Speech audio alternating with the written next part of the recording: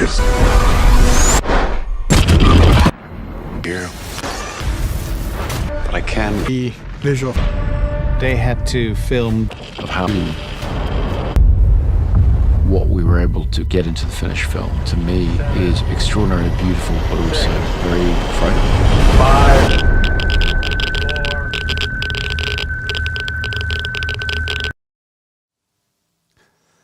So we're talking about Oppenheimer today on the show. I'm not really sure what we're going to talk about, though. So we'll start off with how you're doing. That's the Oppenheimer, the movie about Oppenheimer, I'd imagine, right? Yeah, and all of his various Oppenheimers and I'm Downheimers. Hosh, how are you doing, by the way? I'm tired. I'm tired, I'll be honest, today. But you know what? Maybe I will get some new energy getting to talk about, splitting the atom and how to capture that on film. Because as I understand, this is mostly a photography exercise, this movie, Oppenheimer. Yeah, that's from what I understand it as well. Michael, speaking of a photography exercise, yes, you're looking great today. Looking like your hat. Thank you. You are a photography exercise. How are you, sir?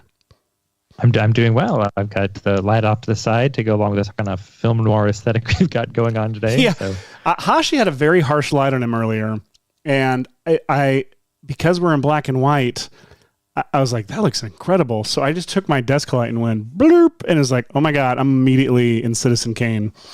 And you are too now. We're all in Citizen Kane. See, it turns out they weren't good at cinematography. They were just bozos with desk lamps. Fun fact, they were actually cinematographers who had just come back. Either they just come back from shooting they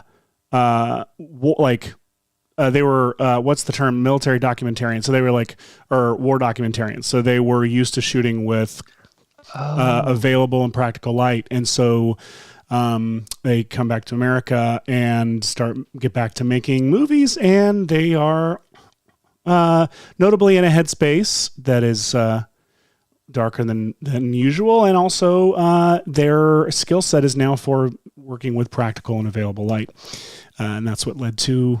It's one of the things that led to the look of film noir, black and white. Film trivia with Seth. Boop, boop, boop. So I do love that. So we're going to talk about, on the show we usually talk about visual effects, specifically digital effects, because we work for Maxon and we make exciting, fun things like Cinema 4D and a bunch of plugins for After Effects. So since the computer came nowhere close to this movie Oppenheimer, I figured that the best thing that we could do is at least discuss why one of the few things that you may know about Oppenheimer, if you're not in the industry as we are, is that it was all shot practically somehow, and that Christopher Nolan probably shot a nuke or something like that and filmed it for real, and that there are no visual effects in this movie, which is a discouraging thing to hear in our industry, I would say. Well, it's exciting. It's especially discouraging because you know that that's not true. Yeah, what? I guess there's just something about blatant misinformation campaigns that rub me the wrong way. And so I don't believe you. But he said there were no visual effects in Oppenheimer. He said it with his mouth, his practical mouth. But it's not. I mean, it's just. Now, I mean, any period piece has invisible VFX all throughout it to help. You can't see make them. it feel. I don't know why we do the like work if no one's going to see it. You know. Right. No one's going to see it. But to extend a set, to change what a sky looks like, to erase wires from a scene. Have you seen a real sky? Have you gone outside and looked up at the sky and seen it? It sucks. It's terrible. It does. It's if you've seen a Marvel movie in the last 15 years, you haven't seen a real sky in those movies. It's like, come on, God, just use After Effects. But he didn't. He used Before Effects. No. And now we have stupid skies. But thankfully, our movies can have way better ass skies.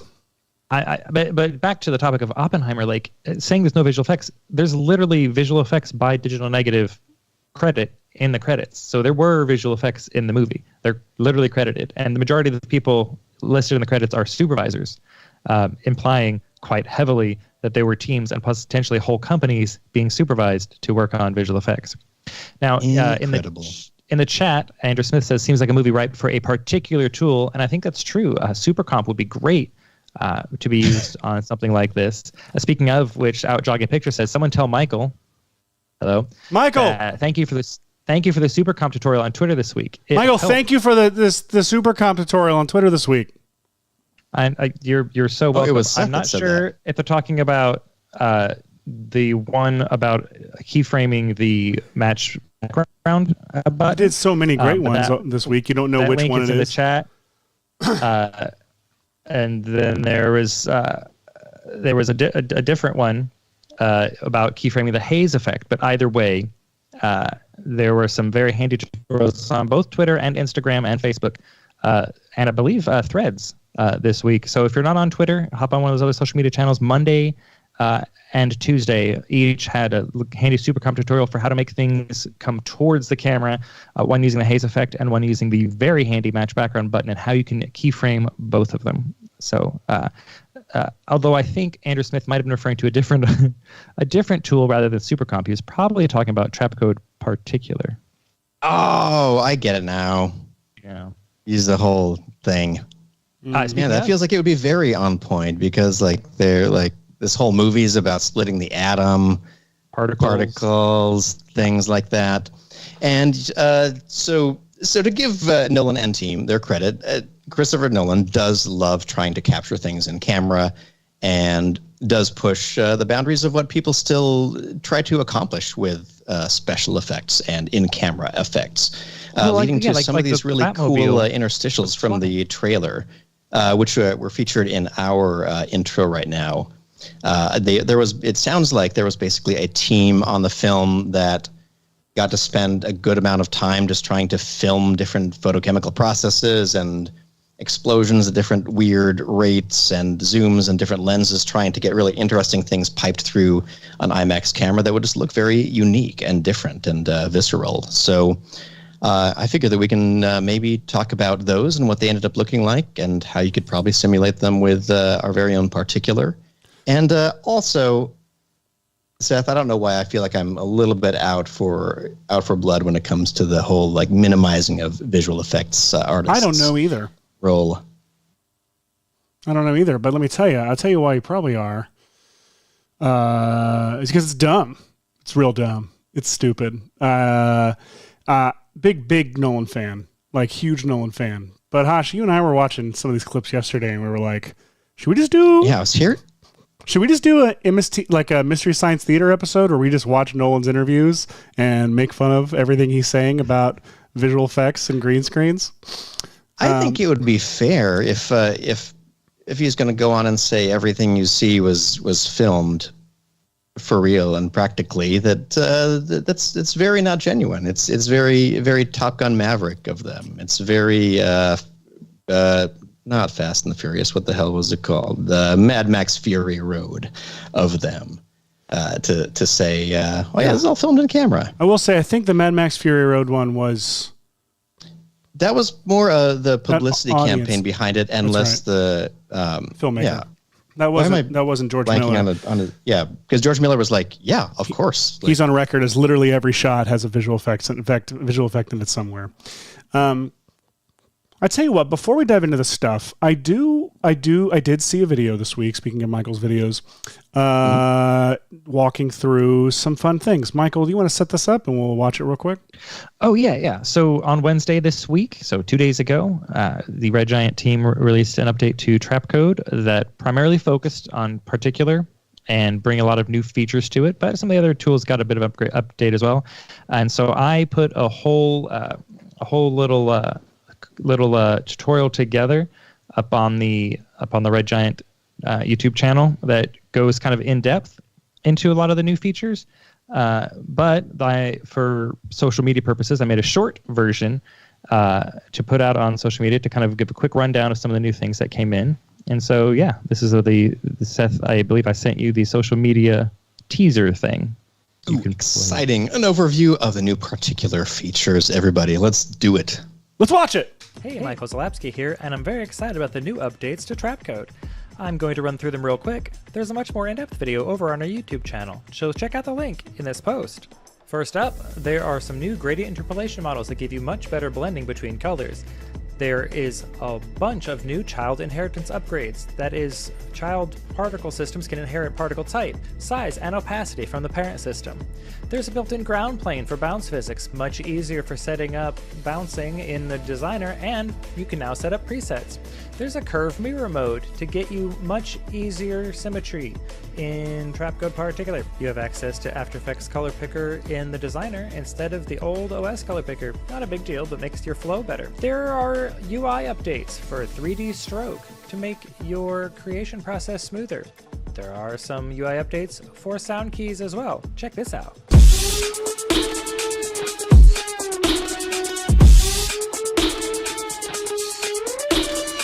I go over these updates in a lot more detail in the video that is linked in this post, so please head over to our YouTube and go check it out. Trapcode is now more powerful and easier to use. Boom. That's right, Michael. It is. Fantastic. And the link to the full overview is in the chat. It's about 7 minutes long. I'm a big fan of two things, particularly the new gradient interpolation modes are nice because the old way was RGB, and it would, especially if you had colors on further ends of the spectrum from each other, the line through the RGB line through the color wheel was just, it'd get muddy in the middle, and you have to put like extra knots in there to kind of guide it around, and now it just looks gorgeous when you pick one of the other modes like HSV. But the big one I'm most excited about is child inheritance. Most kids get excited about their inheritance, and I'm no different. That you used to be able to get the color from the parent particles, but now you can also get things like size and opacity and particle type. So if you're using a sprite system with multiple types of particles going on, the child can inherit the parent's particle type, which is it provides so many more opportunities, especially size and opacity, to just get. I get very excited about it. So It is very, very cool. Very cool. I was playing a little bit, like just barely with Particular for a while. I'm really excited to try out some of the features that you mentioned, Michael. But one that I did notice right away that did look way better was the color blending options for random particles. I actually have an example up on my screen that was inspired by the look of some of the practical interstitials that they use or on whatever you'd call them. These little like flavor pockets of macro photography that they have in the Oppenheimer trailer. I wanted to try creating something that had that ridiculous combination of very cool, hot, explosive particle things right here. And I feel like the color of blending between blue and red gives me a lot more saturated colors than I had previously gotten. Like there's usually a grayish or a kind of a yuckier fall off in between here, and I felt like this was a very exciting overall look. So yeah, do go in and play with particle color over time and see kind of the random things you can do. Do you still have that title layer that you turned on by accident earlier? Oh, you know what? I think so, but I might have that in a different. Oh, that's okay. spoiler alerts for later. Spoiler alerts. You mean that happens in Oppenheimer? I hope it cuts off before they. Yeah, that's how they got it all in camera. They got it all in camera by turning the camera off. Here it is. I don't remember how this happened as an accident, but it immediately made it a 1970s musical version of Oppenheimer. Excellent. And in fact, that looks remarkably like something that like is probably someone like bubbling some glitter through a bucket, and they are filming it with a couple of studio 100%. lights hitting it. So, German wants to know what's next. What's next? What's next? So Oppenheimer, there's that. And since I already spoiled it anyway, I might as well show that the other thing that I tried playing with this. What are all those clips what's of it Christopher particular is this little test I did with two instances of Particular and some other trickery. Oh, you updated it since I saw it. That's nice. That's real nice, man. Thank you. So good. Shockwave's very really like nice. very frame by frame things going on in here. We have in fact just for the heck of it, I can go to, I did render a cleaner looking version of it so you can really see what's going on without the film effects to try to hide all of my comping things. So we have, so here's what I rendered.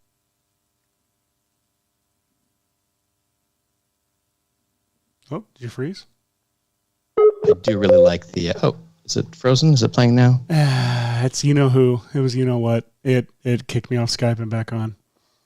Ah, interesting. Okay, well, we're going to have to deal with that later. Yeah. We have this an enemy who will remain. I want to see you make it. I want to see you make it because I'm really interested in this. You know, let's see. Well, let me see where I am in the wrong comp. Let me go over to here. Save this one. Why not?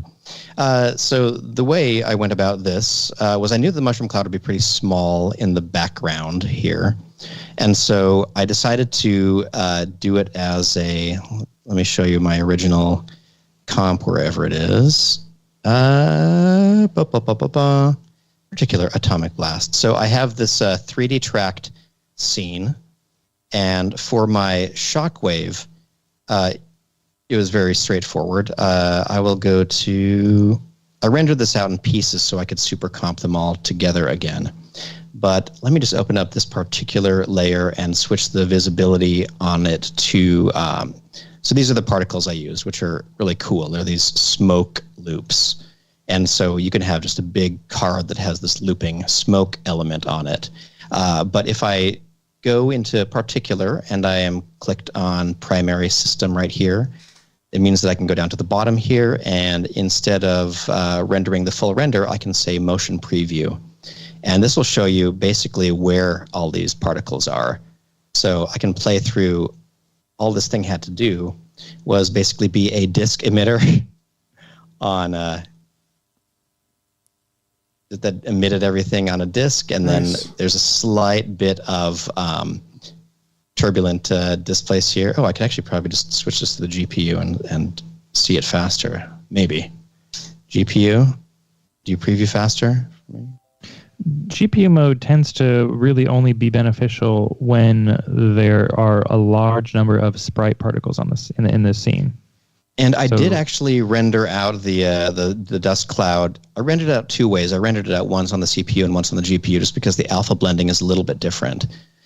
So yeah, as these particles get start to disperse, they start to get sucked back in just by some Z-wind that I turned up.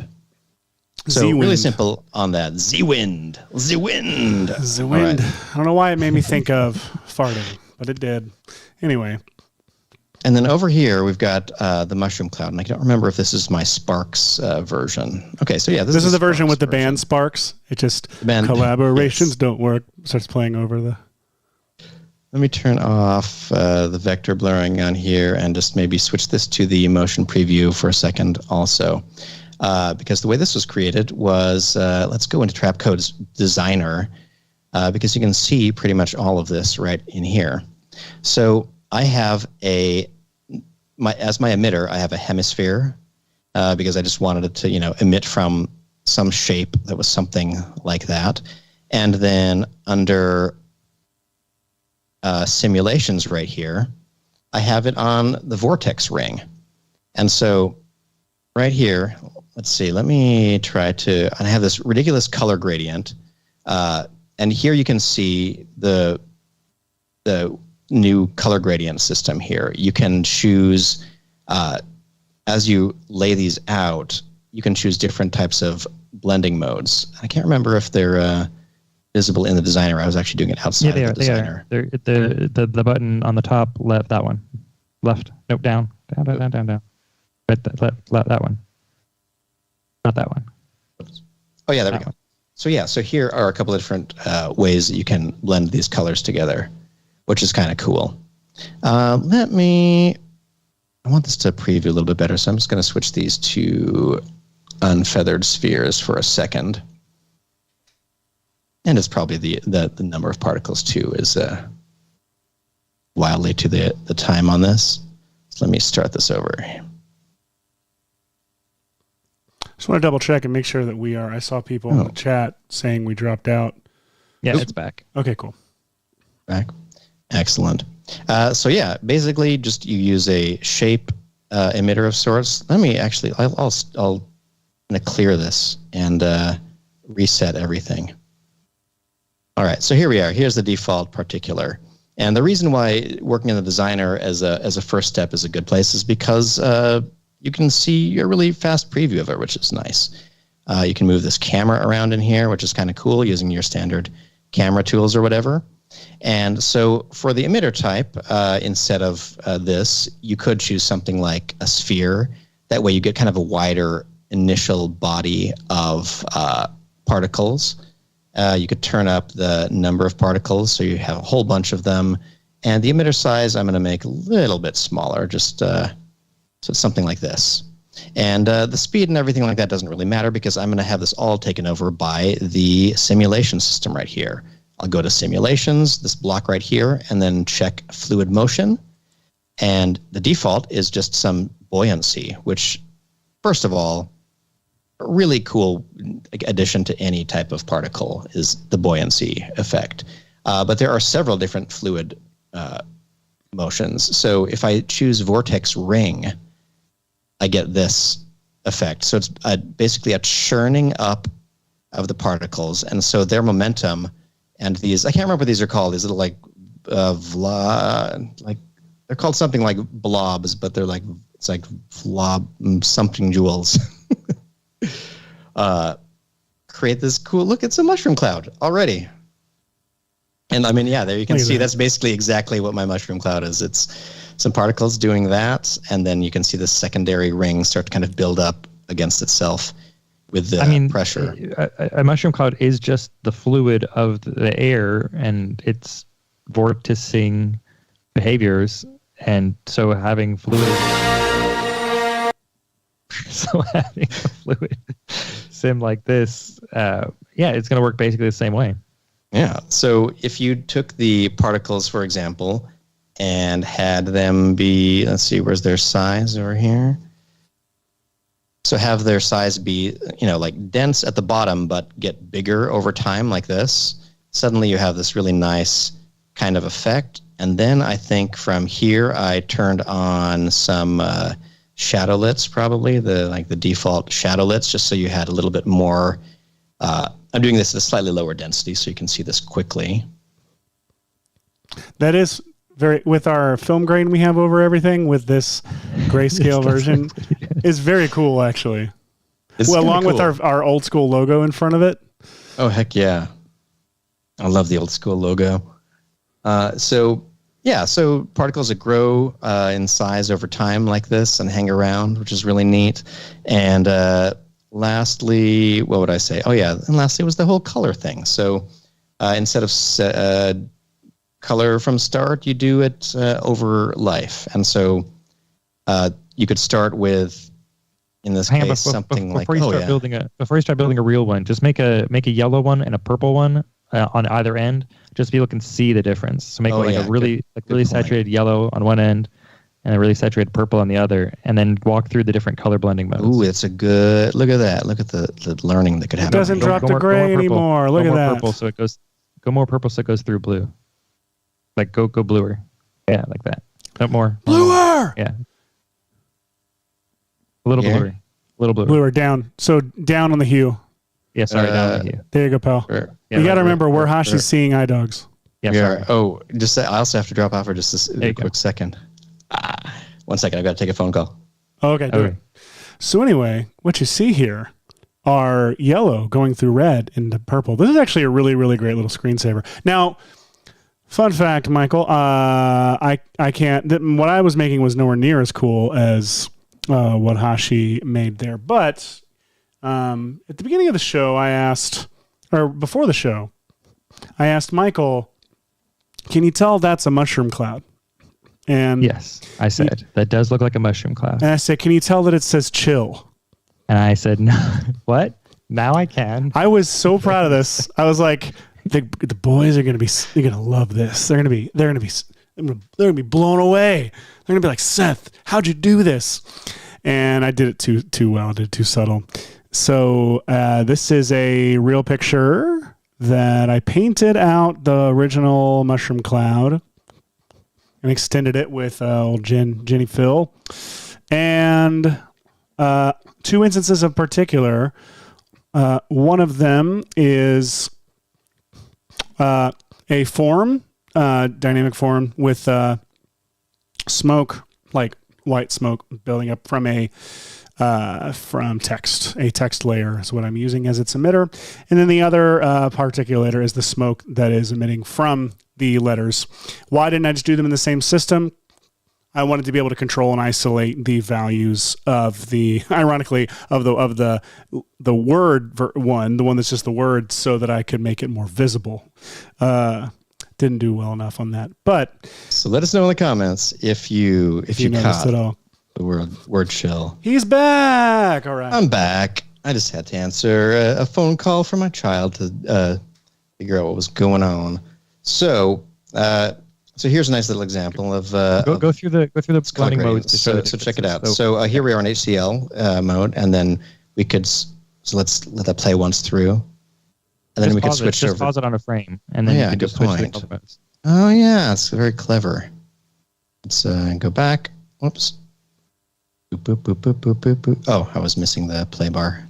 As soon as one gets blue, there. Now pause it and All right. go through the switch to say RGB, for example. So check this out. So we'll switch to RGB mode. So look at all that you lose. Yeah, it's so muddy in the middle. And then if 'Cause you're just on Run through the middle. so Lab is a little better. The HCL and HSV are my favorites. it's so cool. They're subtle, but the way it walks through the gradient is different on all four of them. And so one might be I a would better personally suited go than with another. something like this. Yeah. Yeah. So depending on what your project is, if you're going for this colorful effect, lovely. So this is basically what I did for this mushroom cloud with a whole bunch more colors until I got to let me see. I think I have it pre-rendered out here. So this is honestly it. Like here's my mushroom cloud effect. And I didn't laboriously go through the colors. I just wanted it to, like, you can even see how much I shirked the number of particles that needed to go into this simulation. And then top of this all, you put something on top of it. I did one other thing, which is something that you could do in After Effects. I did with EBSynth, though. I went into this, is it this one? Mushroom. Comp 3. No, comp. I call this one. Axon Media, feel free to drop that feature request into the chat so you can all know what you're talking about. No need to be coy. They said this reminds me of tech show we needed to request for a while for cloudlets. So yeah, go ahead, drop that in the chat. All right, so sneaky, I know. Once I had this rendered out, I went through it, and on several keyframes, like this one right here, You did not, Hashi. I grabbed this picture of a mushroom cloud and overlaid it right here, just for this frame, and also for this frame right at the beginning here, and also for this frame at the end here. And now, if you know anything about motion vectors, if you were to tell content-aware Phil that you only have these 3 frames, but you have these motion vectors available, then you can put together something like this. So let me show you purely those 3 frames getting tracked onto those motion vectors.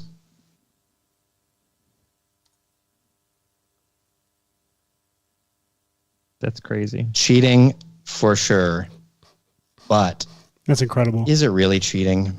No, and it's not. So And then I this overlaid is back in similar. the shadows from the original shape, so it had more clear volume that was consistent as opposed to just photo warped. I love it. And it's crazy. That's a good tip right there. I love it. I've done it. I did a similar thing this week, and Hash, you saw it, know what I'm talking about. I have a 2D character that is a character in one scene of my movie, but is, how do I put this, represented in a flat. Made up of one image. Yeah. Well, it's one image, and I need just a few shots where it's moving like a 3D thing. And so I found stock footage of a real thing that looks like it moving. And I used our own pal Chris Vranos's Lockdown 3 to track the mesh to track the moving thing and send it out to Cinema 4D so I can relight it and such and stick. I'm doing it in the wrong order here, but stuck the still image onto the moving track, and it's a very funny and very shockingly usable result. It's very similar to what you're doing right here. So I've now started. There's a couple of shots in the movie where I'm just using Lockdown to track myself doing it's like a cheap motion capture where I'm filming myself moving around, and I'm using Lockdown to track it, and then putting just a flat still of a 3D render onto that thing, and it's friggin' working in some shots. It's ridiculous. It's so cool. I mean, having to sitting around and playing with the tools that are available to you to come up with unique looks is the spirit of all creative filmmaking. It's what Nolan was doing with his practical effects on this thing, and I think that digital artists can do the same thing. I forgot to mention that I loved the motion preview kind of look so much that I just also threw that in on top of everything just to give it even extra flavor. Because those sparks look fun and exciting, and they mimic the motion crying perfectly. In her latte. That's a Sparks reference. David Fairchild says that the colorful mushroom cloud reminded them of the head explosions in Kingsman. Yeah, you could get some really cool looks from it. You could definitely. I made a fun example of when I was playing with the new gradients in particular, using fluid, and I just used some really large particles at really low opacities and got a really nice smoky fluid look with it, with no post-processing, no vector blur, no nothing on top of it. You can get some really interesting things just fussing around with the fluids in particular. I love fussing around with fluids. And I love throwing two different colored fluids at each other, because then they just interact and it just looks gorgeous. It does. So I'll do this real quick because I don't want to take up too much more of our time before we get into the meat of everything. Here's the meat. Here's a little render I did of just some exploding particles, and America. It's very simple. It's just some red, white, and blue particles emitting from a central space, and I enabled the depth of field on the camera and had it kind of jitter around a little bit to sort of mimic the way some of those practical macro shots looked. And then from here, I had this one render of this layer, and I decided I'll just use that for everything.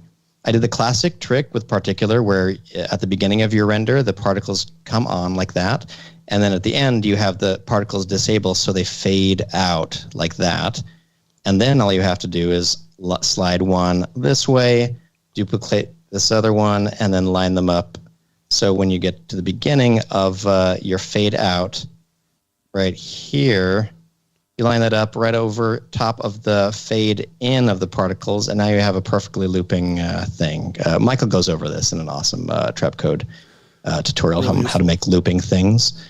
And I decided, fluid, as a matter of fact, I actually just wanted to use these base layers as everything I did. And so all I did was I duplicated out a copy of this original, and then went over to, speaking of big, soft particles, I did a fast blur on this of some pixels like that, and then went over to the matte choker and did some negative matte choking on them like that. Turn the softness down, turn the... So now you just have these bloated particles like this. And so now it's using the original layer, and there's obviously some weird black space in here. And so you could then maybe add another fast box blur like this, and then blur those out. And now you have, and in fact, you might do well to scale this up so you're not getting those weird edge flickery ones. But now you've got this interesting mix of particles, and you only had to render the initial copy of them. And then if you wanted to... I was going to say, you could do this in After Effects using the calculations effect to just grab the data from the particular layer with its Oh, yeah, masks that's a good point. without having to pre-render too. Good point. You could have it all sourcing one thing. So yeah, so I love, basically the lesson here is I love the motion and how quickly Particular creates something like this. And then instead of like screwing around in Particular forever trying to get the look right, I like getting a base render that I know that I can do cool post effects on. Do you know what this looks like now? I'm realizing it looks like the Universal logo from like pre-1989. You know what I'm talking about? Yes, it does. It like defocuses into the stars, like, and into the crossing. Yes. Yeah. Speaking of logos, Dances for Peas in the chat says that the old school VFX and Chill with Hashi and Seth logo is nice, but they say it's blocking their view some. Oh, I'll take care of that. They don't.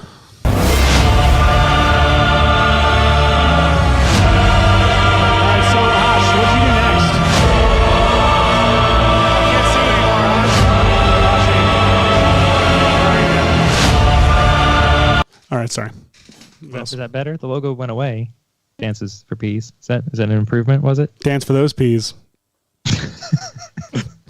So the other thing that I did at a base level, and it's blurred in my final one, is this Fractal Explosion, which sounds like a cool band. Real quick, Chris Verano said the drop to end all drops. We call it Droppenheimer. We do call it Droppenheimer. Sorry, that's the only response to that. That's it. So you get it. Overlay stuff and mix things with your Particular to make really cool looking, colorful things like this. Look at that. And the thing, so when I first started learning Particular, I know that like the thing that I found was the easiest and quickest to make, how do I put this?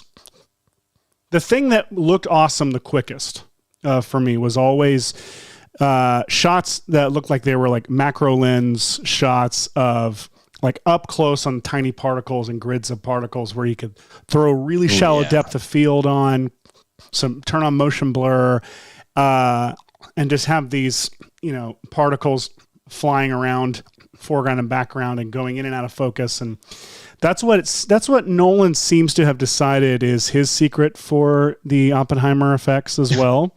It's incredibly high frame rate, macro, out of focus stuff. Do we have the? Actually, I could probably. We have several clips actually. So, let's get to Oppenheimer. So what do we want to? Oh, I need to. Oops, hang on one second. One of the things that's come out, like in regard to Oppenheimer, is a lot of these little like behind the scenes featurettes where it's the cast and crew and Christopher Nolan talking about what went into the filmmaking process, how they did it, how they avoided using any computers whatsoever to make this movie. The quality is unprecedented. Yes. So I believe I remember it being right about here. We go. This is a matter of life and death. But I can perform this miracle. When you do Chris's movies, things that when you read a script you normally would think would be visual effects, you know that you're going to be doing this stuff practically. Okay, cool. All right. Mm-hmm. They had to film the world of quantum physics. Their whole unit was one big science project. I was daily very jealous. Wait, is that guy, what is his title? Sorry, what is it? I can't make that out. It's not special effects supervisor. No, which it's something else. What is? I can be visual effects supervisor is what that guy's name is. Interesting. It's not special.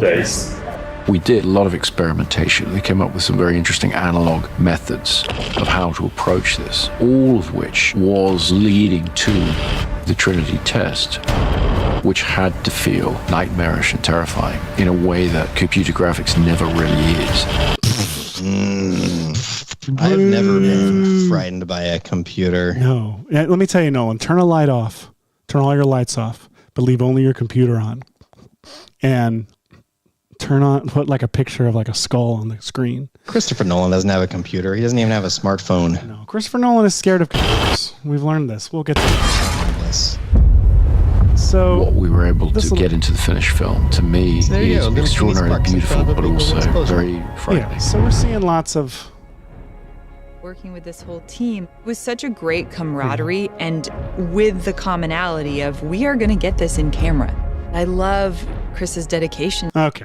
Going to get it in camera and then comp it into the other shot and then comp it and comping. You know what I want, Hosh? What do you want, Seth? What you really, really want? I'll tell you what I want. What I really, really want. I want to take the Nolan, one of these back behind the scenes clips. Mm-hmm.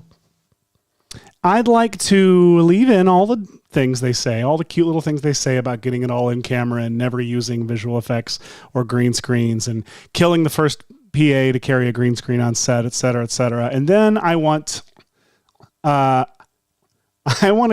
would it be funny to cut in footage?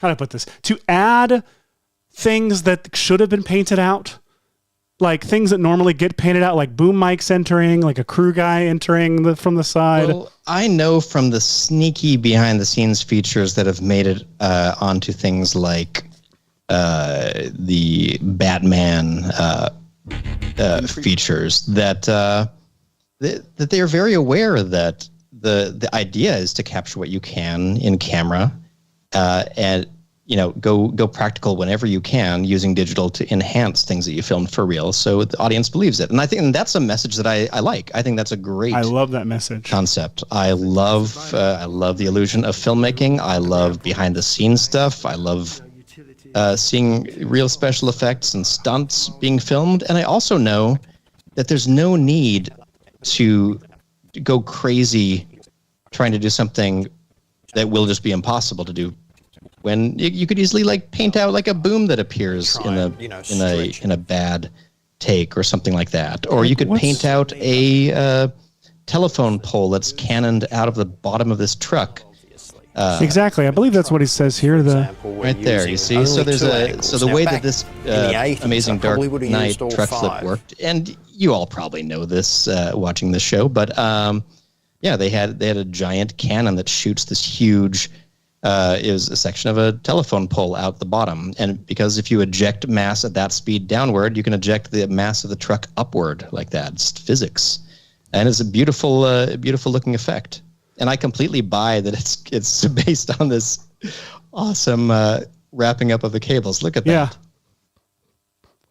Yeah. They even leave in, the steam blast from the cannon there. Really cool. Really cool stuff. Wait. No, never mind. So it sounds like it would be funny, Seth, to maybe highlight how often digital is used in modern filmmaking in very unappreciated ways, and maybe highlight them during this the speak of being afraid of computers. Exactly. Yes. Let's make our own behind-the-scenes featurette starring Christopher Nolan. I think we absolutely should. I think we absolutely started on it already, didn't we? We might have absolutely started. We might have actually started on it. Do we want to walk through some of the clips that we? Yeah, we got this extra BTS footage from a press junket. It was nice to get some of these candid answers. Nice. They're an exclusive on VFX and Chill here. Let me find them real quick. I know that I have a bunch of audio files, but let me see. So let me see. I think the first one is called. I have audio files, but I know that we made video files. There's Nolan crap under Nolan crap 2. Where is that? Oh, there I see. Nolan crap 2. Are 1 and 2 both the ones we want? So yeah, we can maybe start with 1, and then, or with plane, and then that, and then the KM KM3. Yeah. Okay. Any more CNINTB or? No, we can ignore the rest of those. Okay. So I'll import these. All right. So here's some exclusive clips that we found. Some people have said that there are computer-generated effects in some of your movies. Why not celebrate the artistry of how they bring that illusion to the big screen? Why not mention them publicly? Why not call them by their names or pay them for their efforts? And I say, do you think Oppenheimer asked to be paid to build an atomic bomb? I don't think so. I don't think so. Just made a biopic about the man and just not only dropped just ignorance about visual effects, but dropped ignorance about the the subject of his film. They did so much research on that film. How does he? Let's see. Unaware that. Let's see what else he has to say. They built a town for this man. So on Oppenheimer, we chose a practical route, capturing everything in camera, even when it was strongly advised against by the production team, safety officers, and certain members of the cast.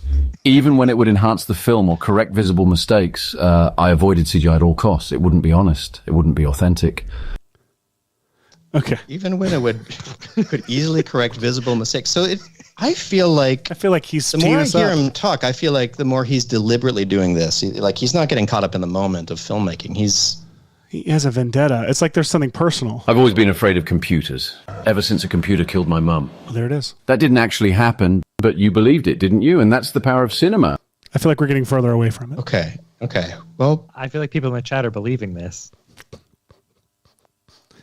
Uh-oh. So I feel like we should real take quick. these exclusive clips of. This is from an interview he gave where he said some actually stupid things. But it stayed with me, and I wanted to take. He says cool things too. Again, big Nolan fan. To craft an ending for each film that falls into. It would have been really fun to actually do that on with somebody and feeling that you're in their space and seeing the world the way J. Robert Oppenheimer saw the world. Absolutely. I think I've done. Nolan is more fun in real life, but accidentally assumed the gravitas of real filmmaker cinema attitude after Batman began, or not Batman Begins. What is that? What it was called? His first one. Well, his first one was Pi, I believe. Pi, and then Memento, and then Batman Begins. Ginormous. He became ginormous with Dark Knight. Dark Knight. I mean, yeah. I know that Memento was neat. There were a lot of very cool things leading up to those, but I think we have a clip though of him talking about. Oh, excellent. I think I've done a lot of large. I don't know if these are the right clips. Does Robert Downey? No, they're not. They're the wrong clips. I do want to say we do need to be very explicit that those clips earlier were not him actually saying the things. They were not real. They were not real. These are all pretend. These are all visual effects. They were visual effects, and you believe them. That's the power. Do you want to play one cinema. again and let people know? Yes. Just any random one of them, and let them know this is fake. And if you know that it's fake, it's clear that it's fake. I've always been afraid of computers, ever since a computer killed my mum.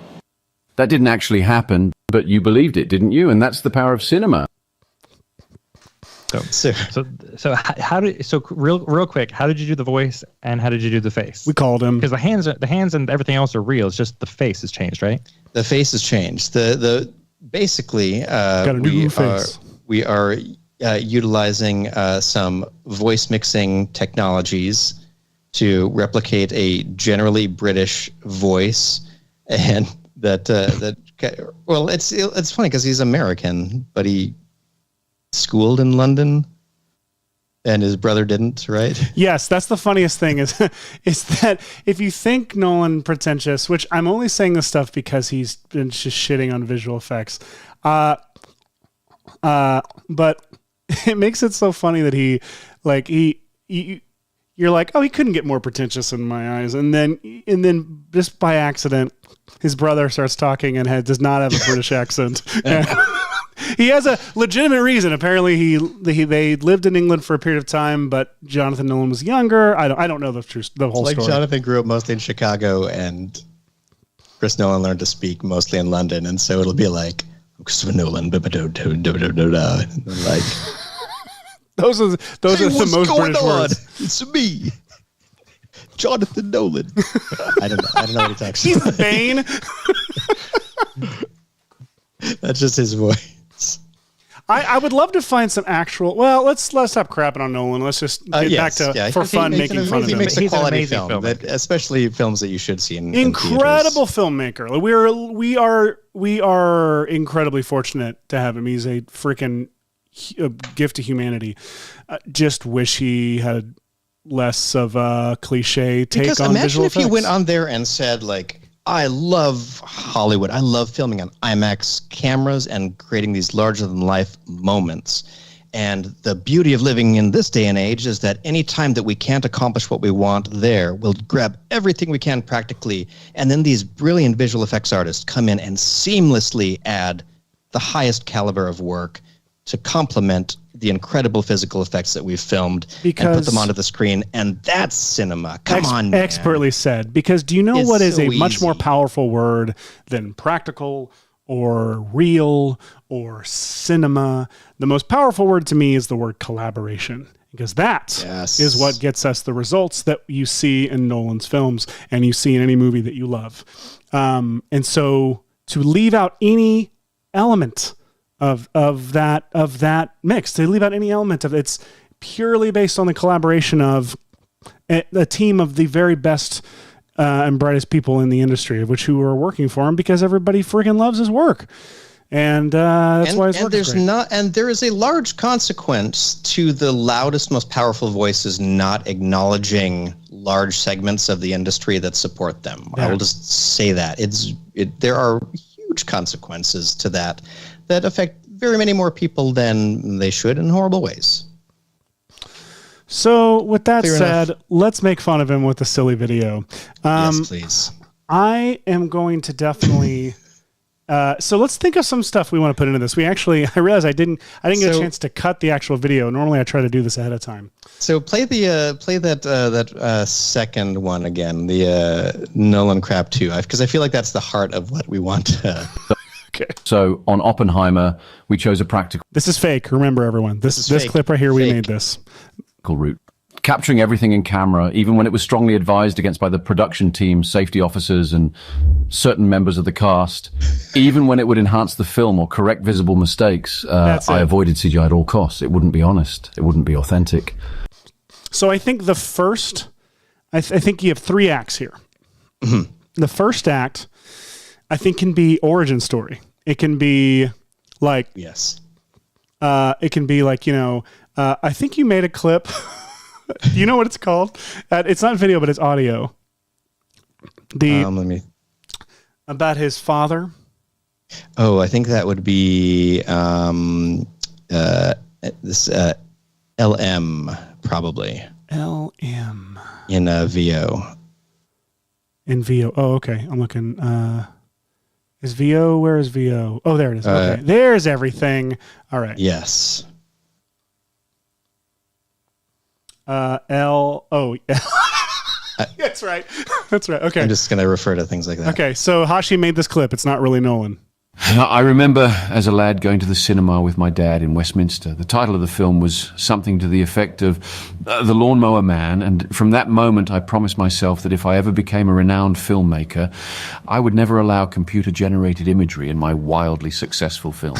So that's the first act. It's that with like footage of him with his dad, and I want him to be like carrying an IMAX camera and like wearing a suit with the floppy hair. I think this absolutely needs to happen. Going into a theater, and we see a clip from Lawnmower Man, and then wildly successful films. Then the second act is that statement about avoid CGI at all costs, right? Absolutely. And that's part of that first act. It's setting it up, and he also he breaks down. I think you have a clip. Can I play the BM one? The B. Let's see. BM. I think number 2 is okay.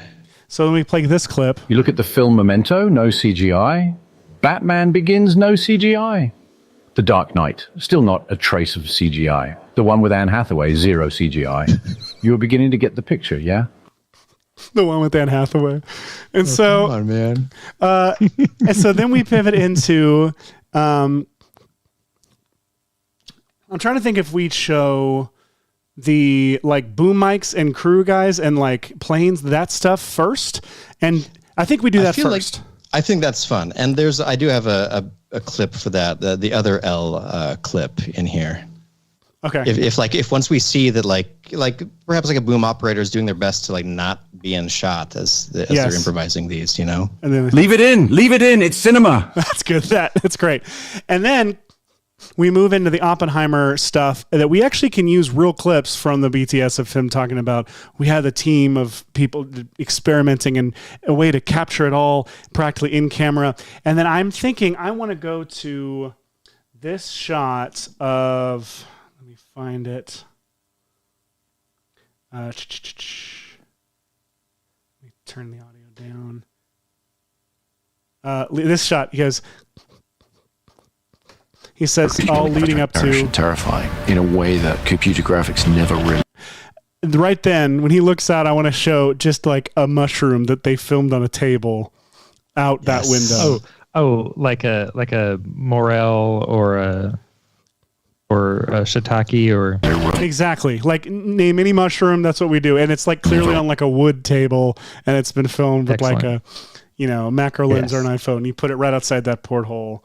John Wynn in the chat says, "Please do a small section where the music is mixed too loud to really." That's lean a into whole the other aesthetic. behind the scenes piece that the world deserves, which is like, actually, really, we should just take existing movies and do like the Nolan mix and just turn all the audio and up, all the sound effects and music up, and all the dialogue down. Even if it's a room tone, just room tone drowns out people talking. My gosh. Let's see. I'm gonna. Mr. Meerkat is suggesting a crimini or a portobello mushroom as mushroom options. Oh, great, excellent. I have a clip now. It's M1 that I think could work well for this. Yeah, M1. I think I'm not sharing M1. Yeah. Okay. We experimented with a wide variety of ways to achieve the mushroom cloud practically. I wanted to give the audience something that was real, that they could touch, could be frightened by. I've always been particularly frightened of mushrooms myself. Too many varieties, too risky. And then there's this one that I'm excited about because I have an image I want. I just found this clip. You can't film something made of CGI with a camera. I've tried it. Can't be done. Look bloody terrible. So I love that so much. And it gives me this amazing, putting that in here makes you go, wait. Is that how he's been trying to put CG into his films? What computer generated by filming a computer screen? And then it makes me think of this image that was, you've already done it, Hash. So I don't know. Do you have the before? I know you have the after. Let me make sure that I'll load them both in here. When he made that clip, it immediately made me think of this picture that I've seen that I love of this giant IMAX camera rigged to hang above this bed that Cillian Murphy is laying in. Here we go. It is. Okay. And Nolan's like touching it for some reason, petting it. And I was like, dude, we got to replace Cillian Murphy with a computer so that he's like lined up this IMAX camera to shoot a computer monitor for his CG shots.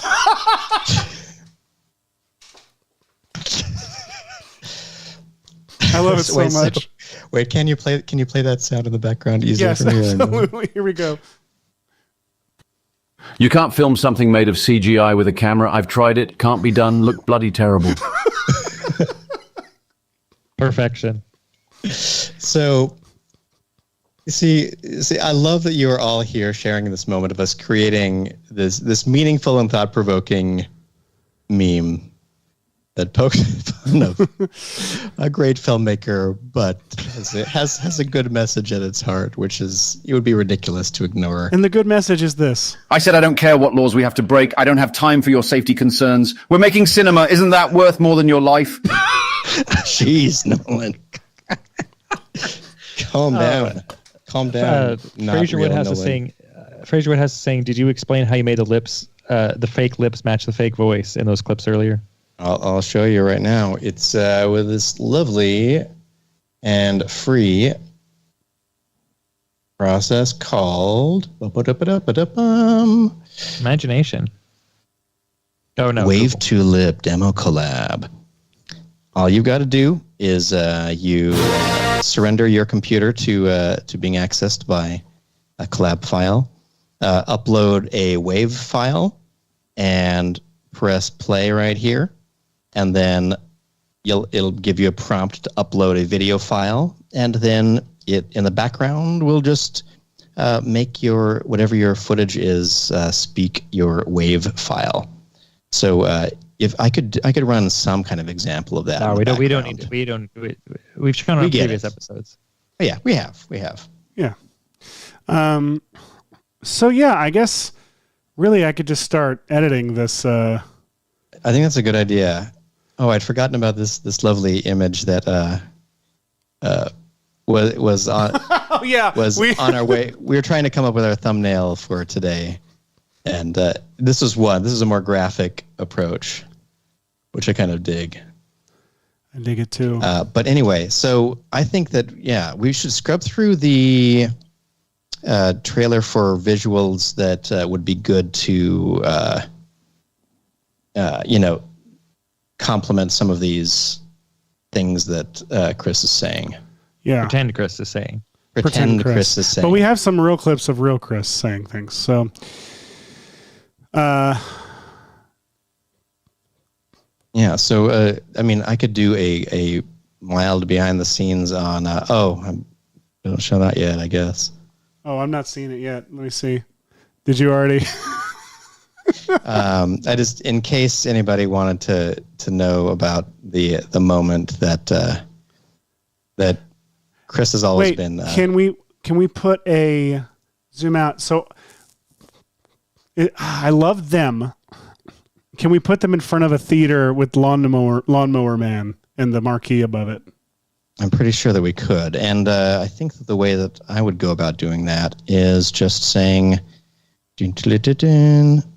maybe selecting some of these buildings over here, and then I'm going to say generative fill, and I'm going to say movie theater.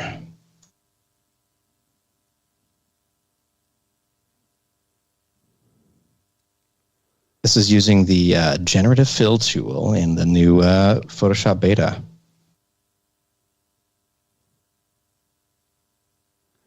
Have we?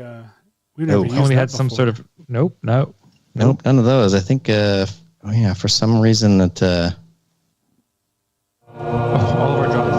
All of our drops are black and white since we've got this old timey look going on. Oh, they are. First of all, I forgot that I could do this. So let me start out by doing like a little expansion like this, and then I can just quickly grab this and say generative fill, generate with no prompt in there, and it's going to come up with something for me.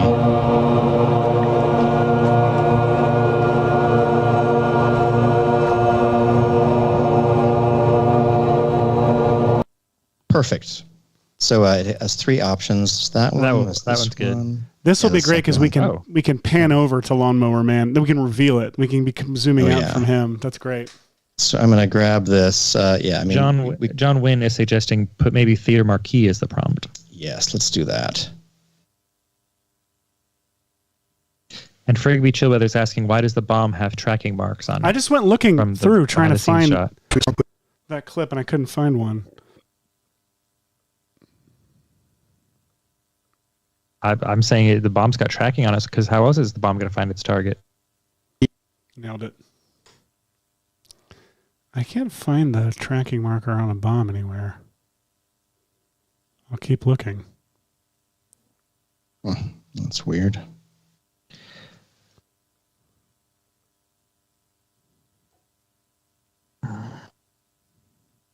So yeah, if you've not played around with generative fill, it is an interesting way to build things. I think, Hashi, the secret to a good generative fill is going onto Adobe Stock, finding some images of what you want, and looking at what they're tagged with. Because remember, generative fill is trained on Adobe Stock. That's a very good point. So that would give you ideas on what to ask. Wait, so let's see. Isn't there a link to go into it from here? I just go to stock.adobe.com. It gives you more control to look at things like keywords and whatnot. All right, I'm going to do that in another window in case I got to log in. Over here. Yeah, but don't let people see your password, which is like 12 asterisks. Such an easy password to remember. All right. So see, none of those are the exterior. I need to make a whole. you're prompting generative fill wrong. Here's my 20 tips for it in this yes, you do. thing on Twitter, since apparently that's all Twitter is now, is threads. Oh my gosh. Which ironically, threads has come to kill. Anyway.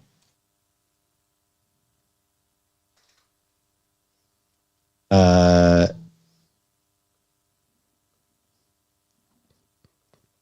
hope we're back. I think we might have. Oh, are we having we did for a split second. Issues with some warfare issues? Some warfare issues. You could. Hey there. We're getting a little bit closer. That's good.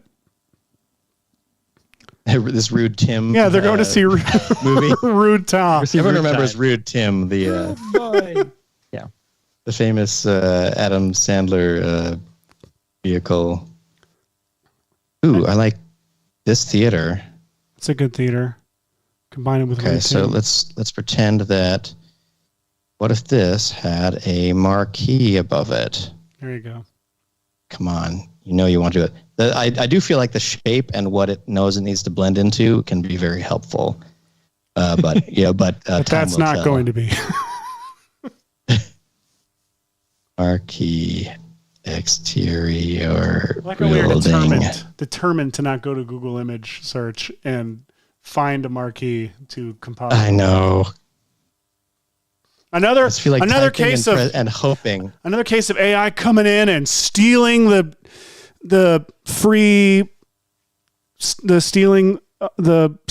job of stealing pictures from the internet. Of things. Nailed it. All right, let's see. Generative fill.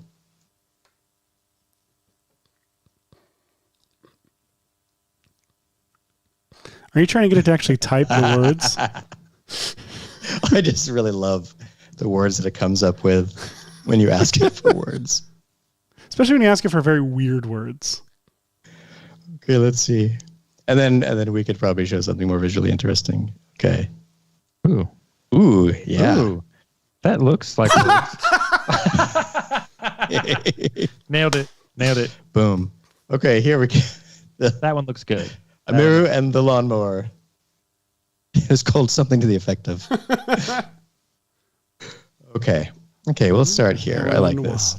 So now from here, I think I could probably just select the signage here and then say generative fill with no prompt, and it'll just erase that, right? This is a weird new process of messing with tools like this, because just keep on expanding and getting weird new things from them. Oh, mostly clear. Oh, but it generated some naughty images. Adobe, get your mind out of the gutter. I typed nothing. Hashi, can I ask you, what is your ultimate objective here? What is my ultimate objective? Right now? Yeah.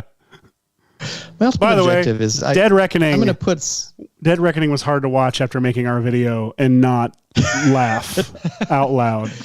That was my only goal. For those to make it impossible to enjoy another quality piece of cinema. Do it like Seth. I don't know if at some point we're going to have to consider whether or not we are helping or harming. I think we got time. Helping, obviously, right? We got time before we consider it. Perfect. I want some. Trying to preserve the integrity of this marquee now. Yes. Let's see. Generative fill. Support cables. For those who don't know what Seth was talking about just now, Mission Impossible Dead Reckoning Part 1 is in theaters now, and on VFX and Chill, they made a very hilarious trailer where Ethan Hunt gets progressively more injured as the trailer goes on, but with the kind of realistic injuries one might expect doing the things he does. And it went mildly viral, hundreds of thousands of views on Facebook and Twitter and other social media platforms, but over 10 million people interacting with it on Facebook. It just blew up over there, and but it makes it quite hard to watch the actual movie without giggling to yourself or possibly out loud. I love the idea that however many people saw our video before seeing the movie might have had a slightly sillier experience. Oh, there's a bunch of people on the Facebook who are like, oh, we gotta go see this movie now, and is this real and all this stuff. I'm like, no, it's not. Did you not get the joke intro and the joke outro that's letting you know this is a joke thing? But apparently not. But yeah, We need to put a disclaimer at the beginning that says this is 100% real. This is totally real and definitely not at all pretend. Tom Cruise's character being very injured, carrying an IV bag off anyway. Hashi, I'm putting some actual marquees in case you need them in the Dropbox. Well, thank you. Just in case you eventually need something to pull some things from. Just I'm doing a very version of this right now. Oh, that works. Never mind. You don't need anything. That's exact. I was imagining like the white with the the black lettering. like your classic marquee. But that's significantly funnier. That's pretty funny. I love that this is absolutely a 2010s movie theater marquee. Mm-hmm. The big decal as they're completely engrossed in 70s look over I was thinking it was more like a theater with I was thinking too. It looks like Broadway, not ER. Like a Broadway theater. And what's great is it also none of those time periods match the Lawnmower Man's release. Well, as we've been over on this show before, I do not understand the progression of time. Did I blur that too much? Just a hair. Just a hair. Back off of it just a smidge. Back off. Lens blur. So you can have that as a live effect if you make it a. Michael, I'm not here to learn.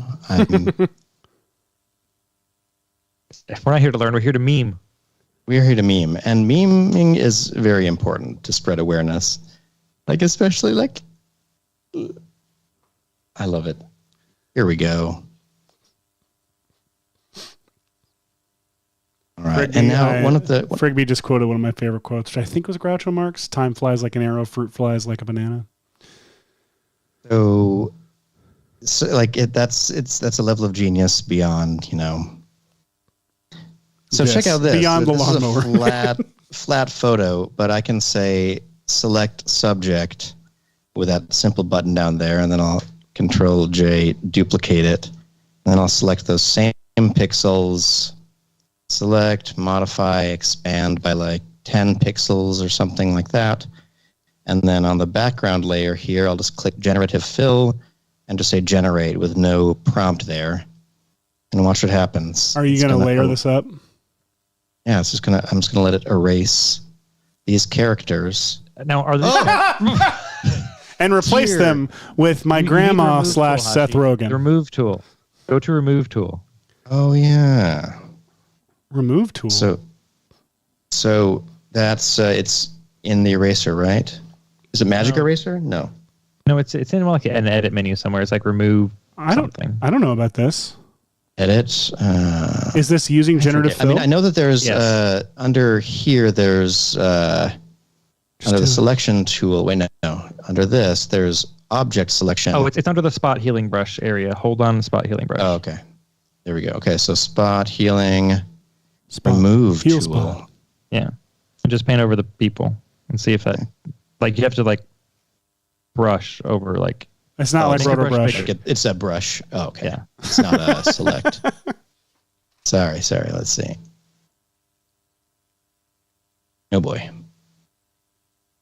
Look at all these things we're learning about the Photoshop. And let's give it a second. Not bad. Although that's the most mid-journey looking empty. So now you can I've generate. seen. Now you generate can, a background back there. There we go. So now we'll generate a background. Strangers showing up. The Seth Rogen grandma shows up again. I hope so. That would be cool. Oh, that's a new generative There's a movie. AI horror movie where you new Lawnmower Man. You keep doing AI generation and the same character keeps showing up in it. I claim it. No one else can do it. I claim the bad done horror now, and movie. You've spoken about it publicly, so we'll just cite this. Look at that, and then here are our characters nicely. Let's go There to you go. Lawnmower Man, lad.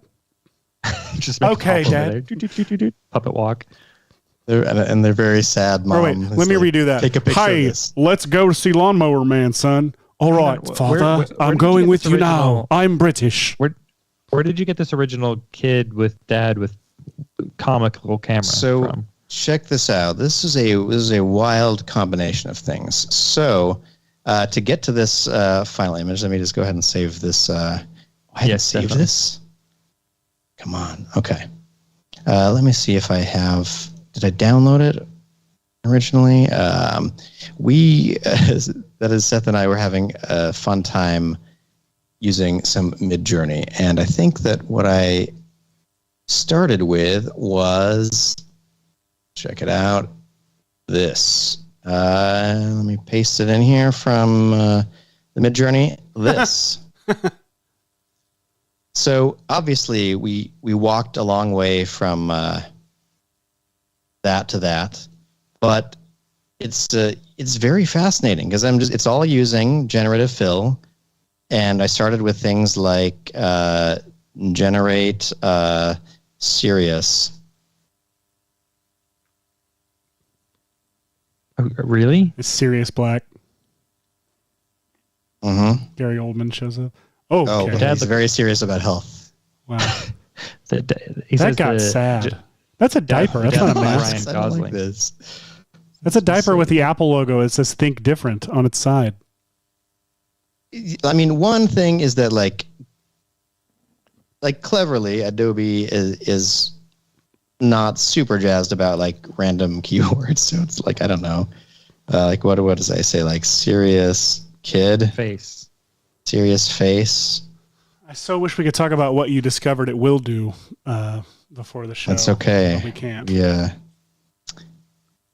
As That's- with all tools, you use them at your own. But that's an So yeah, invitation here we for go. any of So, our like, friends so to reach like out. Look several at that. different. Yeah. Yeah, So I don't know, like, what do you think? I think that this is the most Yeah. Nolan-y. And then it kind of, the prompt was a little bit confused because we wanted the kid to be in a suit and the dad to be dressed like this.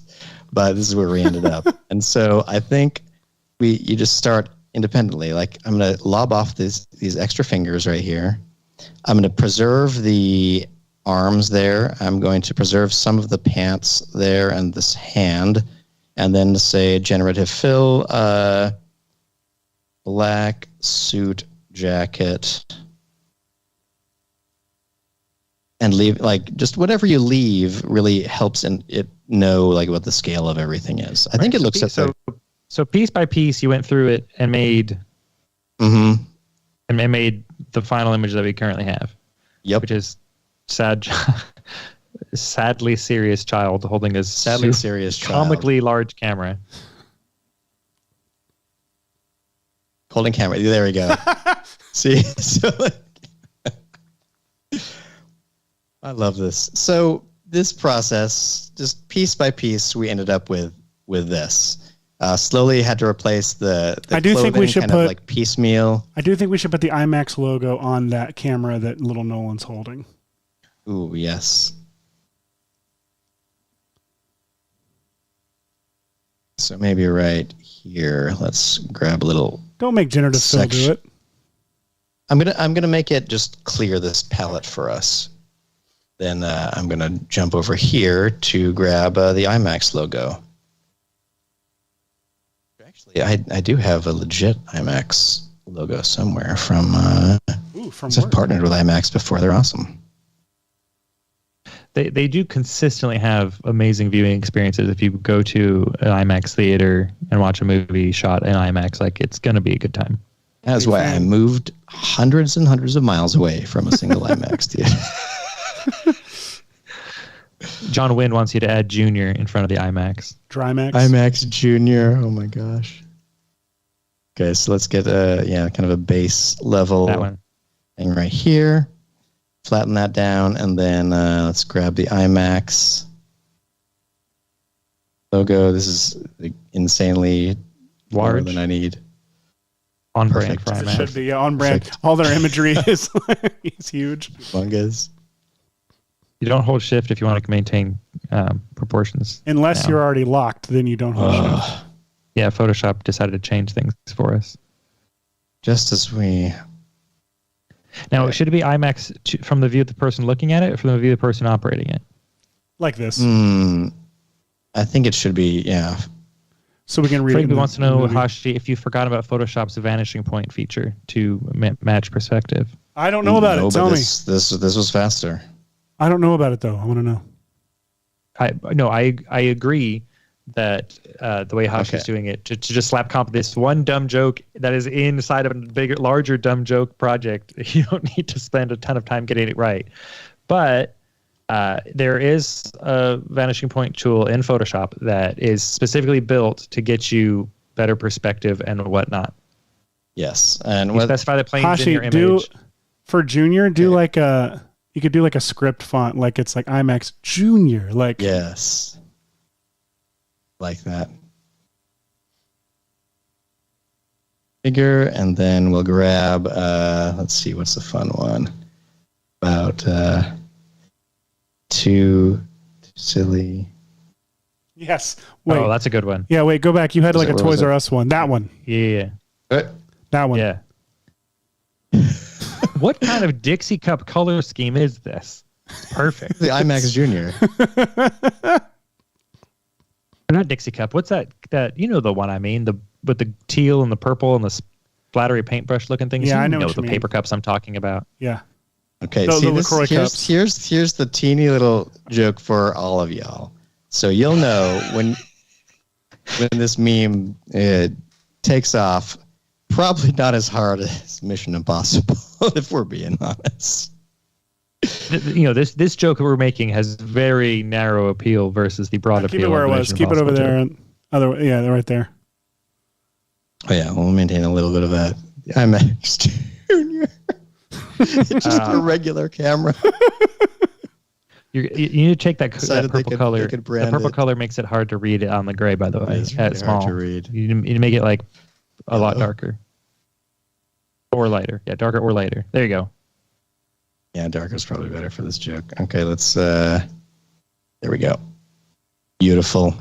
Okay, so what vanishing point is, and I forgot. I Don't worry about this it. whole Don't thing. worry Show me Let's some other go. time. Show me some other time. I'll show you some We other time. got to move on. We've got like 30 minutes left. In the 30 show. minutes. We have to make the Oh whole my video. goodness. Well, what should we do? So let's add like a boom mic into a shot. Why don't we? I'm gonna find a shot to do that too. Find a shot. Ah. Are you going to execute it? Yeah. Do we need a? Do we have footage of a boom mic operator? Make me one. All right. Figure Just this out. look on ArtGrid. ArtGrid's got a bunch of stuff. Just, Oh yeah, find. It's got bad selections for. It does. It does. For like production crew. I'm thinking there's a specific shot of her. Here we go. I can't see your screen, Seth. Sorry. This shot of her by the. Oh yeah, that's a great spot to put a boom operator. Yeah. I feel like we do a boom Slightly in operator front. here, and then like It's in between them. yeah, like like The boom is he's just standing coming in like from the side. Like, he's Oh yeah. like he's in the literally wind, right and then here. Here it's between.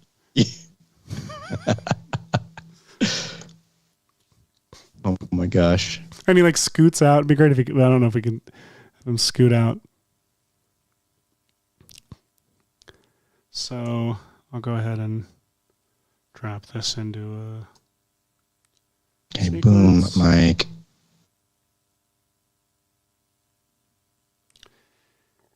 And my favorite little trick, well, if this were an edit, my favorite trick would be replace with After Effects composition, immediately go back and hit undo. So I just can just Oh yes, re-import it. I made a whole Stream Deck button that does that. Oh, really? That's Well, brilliant. So yeah, like loads up After Effects after the push and then undoes it. What we're trying to do? Should we grab just a still frame and see what generative fill does for creating a I think so. person? I think so. A So boom let's mic see. operator. The boom mic would be in this one. Okay, so show us the trick that we like to do to push a frame to Photoshop. Yeah. So Literally. So just, here it should be it's just the boom coming in from the side. Yeah, just the boom coming in. reverse. We're going to make sure that we're in 16-bit or 8-bit, not 32-bit, because generative fill currently can't handle 32-bit. Hit create reference frame on the content aware fill panel, and it brings it right into Photoshop. So now the boom mic should be just popping in right here. I feel like you want it here though. So wait, let me see the next shot again. The next shot, export a frame from this too, so we can just flip back and forth like between this. them and kind of smart. So these are the two shots. So it's like I feel like you could have boom mic enter here, but then right here it's like I want someone back here, like crew, like drinking coffee or like holding, like pulling focus or something, like behind him. Oh yeah. Well, let's see out of curiosity what happens if you do select that corner and say like film crew. Okay. I mean its generation of wholesale people is always interesting because it can work and it can be weird.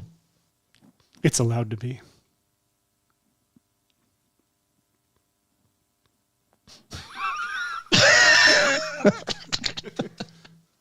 Oh man, I'm not okay. Perfect. I shouldn't have doubted. I could keep hitting generate for the rest of the show. This infringe a little bit more on their space now with the selection. Yeah, smart. You're right. So hold on, let's see. Nick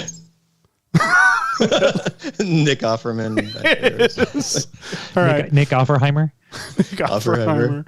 Oh my gosh! We missed it. That's what we should have done. That's what we should have done. Nick Oppenheimer. The whole thing is just replacing him the entire time with Ron Swanson lines.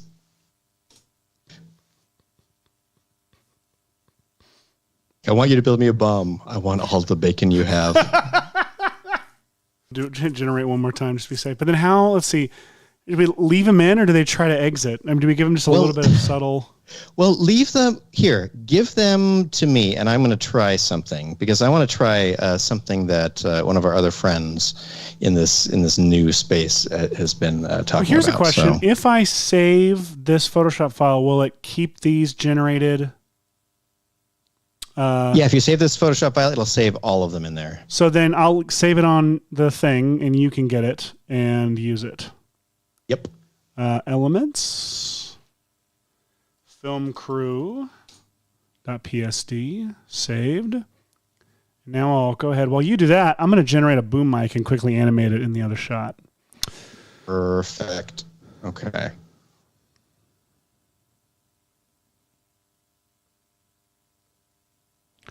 Boom mic. Bum. So let's see. So I will open up that file over here. Film crew. Yes. Okay. So that one's pretty good. That's huge. Good Lord. Let's try this again. A little unsure which one to go with here. We can't see your screen. We're just looking at Seth's mic being added to the shots and designing little shapes with his polygonal lasso tool. Let's see. So the mic would be like right here. Yes. All right. Switch over to me for a second, Seth, and we're going to ask some audience opinions. There are several that I think could work well. So we've got this group. We've got this group, which I feel like I like that it's group. More technically accurate. Yeah. Like it's weird if you look at, if you concentrate on pieces like this. But one interesting thing you can do is got that stung by a bee. Yeah, like generative fill is using a 1024 by 1024 area to generate no matter what. Just so you know. So if you want more detail on top of this generative fill, I could say like this like and say generate film camera. IMAX camera. No, you can't say IMAX. Oh yeah, I probably won't. I don't know. Maybe IMAX is generic enough that it's like Kodak. Fine. fine. Let's try film camera. You're right. Okay, we'll use this one if film camera doesn't give us something better. I mean, that was not bad. I like that random box on the top. It does look like just some weird bit of... It's so funny how computers are like, we know generally what it's supposed to be. Yeah, that's good. It's good, but I don't like the lighting on it. I think I do like this one. It's weird. Yeah. And then we'll... just type normal human face. Normal human face. Don't type that as a prompt. Let's say... let's see. Film crew. Man. So now that I'm using this smaller sampling area, it's going to put more of its away. Yes. That's good. The hat wearing is weird. Oh, that's a good one. That guy looks a little bit more realistic. Okay. Yeah, but it looks like he's in front of the guy that we're replacing. Yeah, it's just a little bit weird. He's just peeking his head around. So what we're going to do is I'm going to flatten this section together. So I have just this film crew area. And then I'm going to say select subject. Hopefully it'll get them and Oppenheimer. Oh, great. Oh, it's on that layer, so it'll get them. So we'll do that. And I'm going to select a little bit more, just sort of this whole area here. And I'm going to deselect area outside of this guy a little bit. Just hope that looks good. Let's say select and mask, just to give us a slightly more higher quality edge. Smooth that out. Grab the smart radius a bit so it'll snap to the contrasts in there too. And then duplicate, and now we have this single layer that has all of our crew on it. Now I'm going to do something even crazier. I'm going to add a layer behind them. And what would be better, green screen or blue screen for them? Probably green screen, right? So behind them, I'm going to put, whoops, what did I do? Some green screen here. So pure green screen like that. It's always so funny to key out digital elements. Like to it is. It feels so ridiculous. I'll show you. It's going to be fun. Select, modify, contract by like 3 pixels.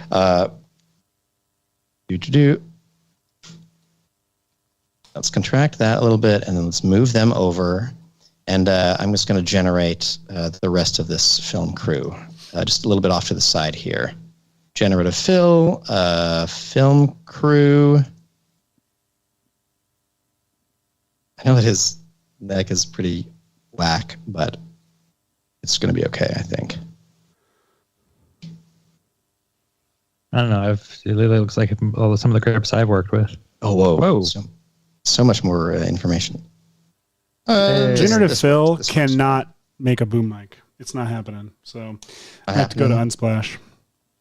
Okay.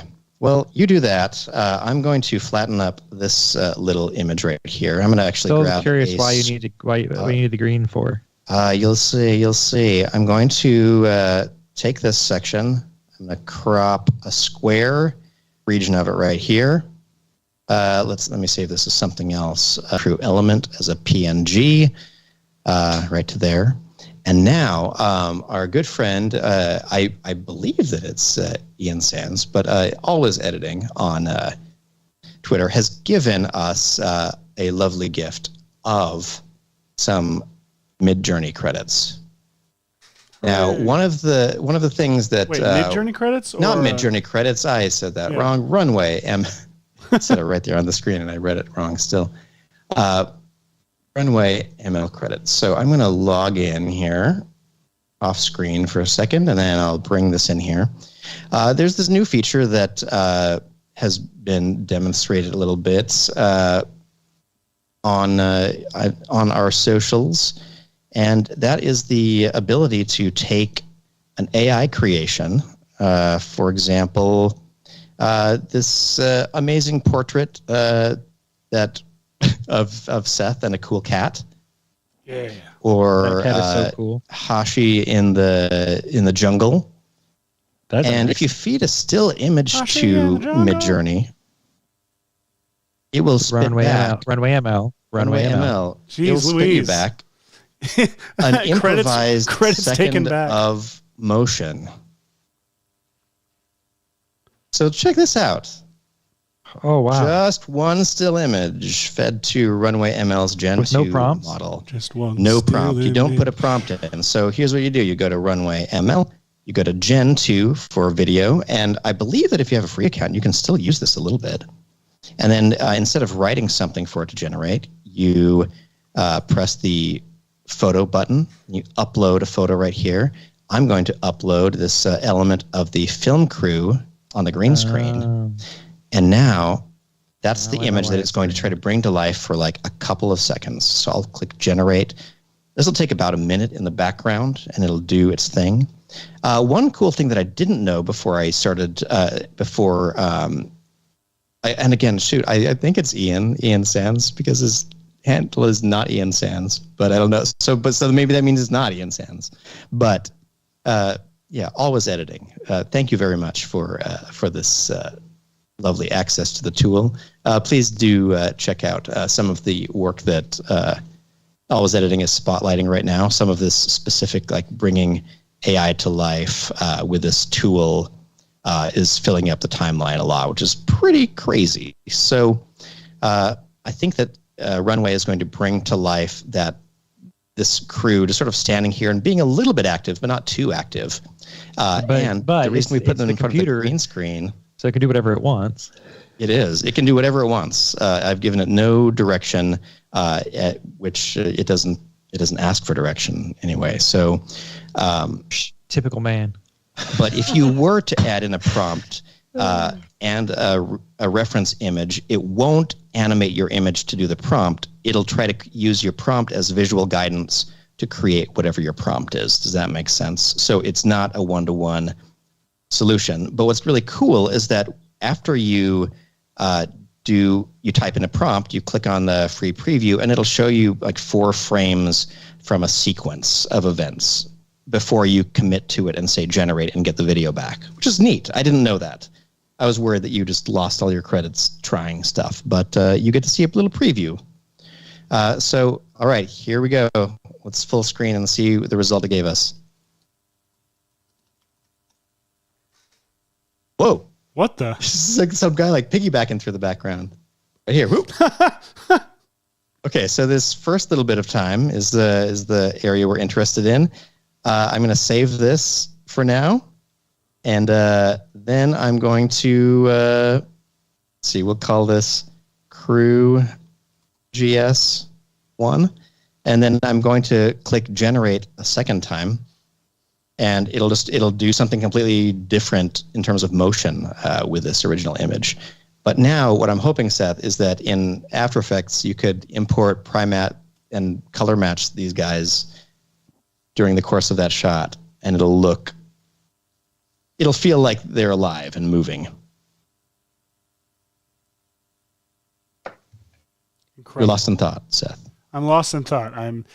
I'm struggling with a freaking boom pole. Like how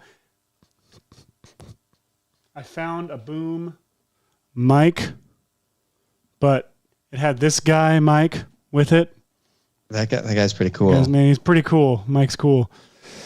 I tried to get that mic. I can make it fit in Super Comp, but that just looks bad. I couldn't get the pole. So I'm trying to at least generate the pole. By the way, you want to see what this freaking... You know what you need is the smudge brush tool on a...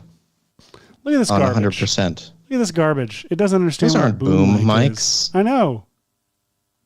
It's like microphone, boom.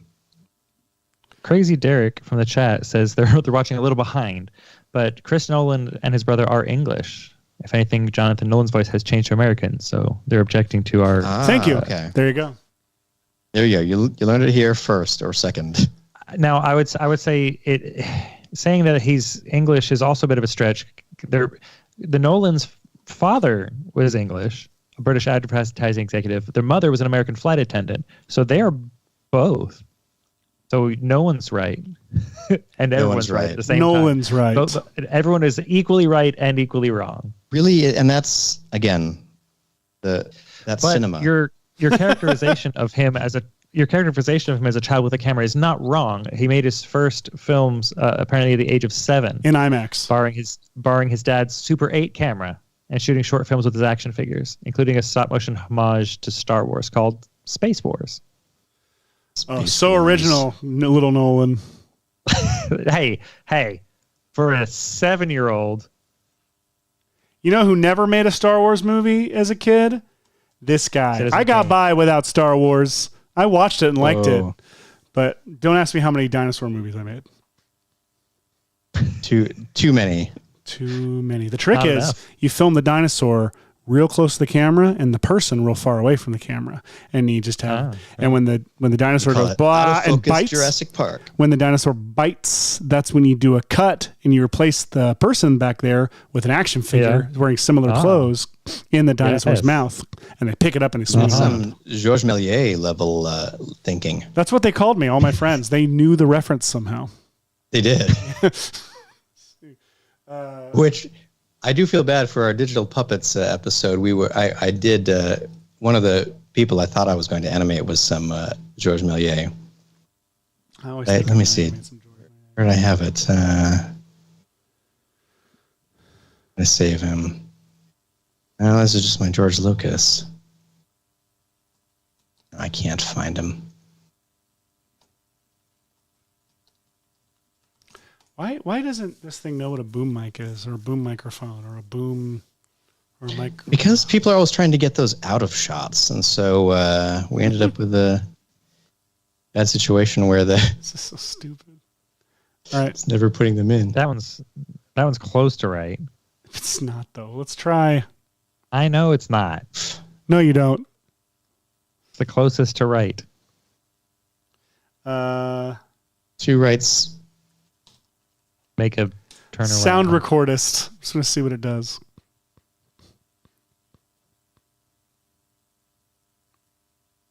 We have 13 minutes. 13 minutes. Okay. Well, I will have 4 varieties of moving film crew. Moving film crew for you. Oh gosh. Hi. That's funny. Hey, at least he's got the right number of fingers. Oh my gosh. See, it's too bad we didn't have access to the set this day, because Emily Blunt would have been an awesome sport about filming some stuff for VFX and Chill. Maybe I just need to film myself. Just get a boom. I love that we could have filmed ourselves practically, and instead we got lost. In I like this one. A guy's just doing karaoke. Oh gosh, he doesn't understand how to use that. He's doing ASMR, but with nose breathing. Yeah. Does help me sleep though. Oh, not microphone on a pole is being suggested by Gonzo in the chat. I have a feeling that Adobe is not going to like on a pole. Jeez. It is overly sensitive about things. Yes.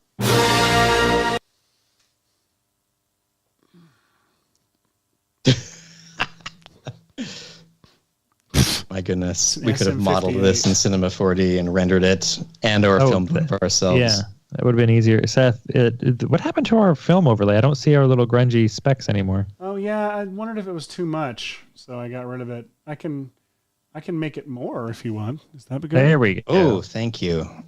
I want it to feel more vintage. Good. Whoa! Let's check this out, Seth. It's our new intro. Look at what happened with this one. What the? Filmmaking. Oh, you see this? That's impressive. Wow. And it just says filmmaking at the top. Please send me that clip. I love that clip so much. If nothing else came out of this. I'm making that a GIF. Oh my God, I love it so much. That's going to be our new intro. Save it now. Making. Wow. See, this is the beauty of working with a robot. You never know what they might do. What if somehow in one of these Gen 2 videos, Seth Rogen nurse shows up? Yes, showed up. Seth Rogen nurse. See, it'll be the beginning, Act 1. You all are very patient and amazing for sticking with us. Yes, How is the chat doing, Michael? Are they dumbfounded? Stunned into silence. They suggest that dead cats would probably also not be a good prompt to get a microphone. For those who have not worked in live film production, a dead cat is a term used for the cat that has died. The protective, fuzzy-looking cover of a microphone that helps knock down on the amount of wind noise that one gets on the. You just dangle a dead cat in front of Emily Blunt when you need that, like. Need that extra incentive. This is dead cat on a pole, and it's nothing. It did nothing. Nothing. See, it knew. Oh wait, it did something, and I turned it off. That's dead cat on a pole. Fancier. It's dead back there somewhere. It's just off camera. Dead cat microphone on boom pole. I mean, I don't know how you could get any more specific than that. I mean, you could look at the actual models. Okay. That's the closest we've gotten so far. I like it. Keep generating until something happens. White Truth says, twist it till something breaks. Till something breaks. Wind muff is another term you could use, which also sounds like it was something that would be censored by. We're just saying words, everyone. Here it is. Hang in there. Does it have a human face? It's holding on. No, it's a koala face or something, a fox face. Fox face. Fox face. Need a fox face drop.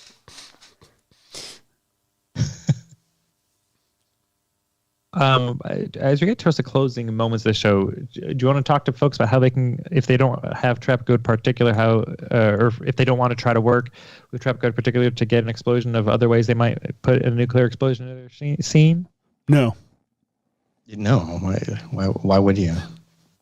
No, I say just use traffic code particular. You can make it do all kinds of crazy things. I love using it to do all kinds of stuff, and you already showed it very quickly and easily, getting you the right motion. All right, fine. So here's what you do, everybody. You go check out our friends. Yes, thank you. We got friends. We got Production Crate. We got Action VFX. We got who else we got? We've got Production Crate, Action VFX. I mean, you could argue Action Essentials is still a thing. There was never a nuke in that. I don't think there was ever a nuke in Action Essentials. Yeah, that's a good point. There's some blasts in that, some charges. But yeah, go check out Action. Go to Action VFX. They have got some nuclear boom boom stuff. Yeah, just released, like perfectly in time for this sort of thing. In fact, they might look something like this. Well, what's really cool about it is because it was a CG rendered. It's CG rendered stuff. They don't just include the explosion. It also give you light passes, fire passes, normal passes. So you can actually relight it to fit in your scene more accurately, which is neat if you've got any sort of those normal map relighting options, which is really cool. Got a mask for the dust wave. Like, they give you a lot of elements to help you get it comped into your shot correctly, which is neat. And it is full HDR, so you can get all that detail in it as well. It's nice. Look at that. See? Beautiful. Normal pass, so you can relight it. I would say this stands up to like their quality before this has always been, like they would go practically shoot this stuff, and so they do have a good idea of what these large scale explosions look like. Yeah, it's well put together. Handy collection. Very, very cool. Check it out. Look at this one. Look at that. The atmospheric ring melt. Look at that. Physics and science and temperatures. In the meantime, I'm curious to see what I asked Gen 2 video just for a film crew in front of a green screen. Did you download that other one, by the way? Yes, I did. Where is it? But they should all be under Oppenheimer Elements. Thank you. Crew GS. Getting started. 3, I guess. Getting started with film crews. Getting started with film crews. All right. Tom. Film crews. Let's see. Boom microphone operator on a green screen. Wait, where's the crazy one? It's called like I added like filmmaking to the title. Ah, thank you. Filmmaking. Filmmaking. Let's see. Whoa. Interesting. Yeah, here's an example. So yeah, if I type in film crew on a green screen or whatever. Oh, I pressed generate before I accepted it. Sound microphone operator on a green screen. I'll say free preview, and then it'll show me some examples of what it might generate for me. Okay, so same issue. Boom hole microphone operator on a green screen. Just throwing a bunch of keywords in here. And this is why computers aren't taking anyone's jobs just yet. Not quite yet. Boom operator on a green screen. Try not even saying mic. I'll say mic. Okay, which one did it generate up here automatically?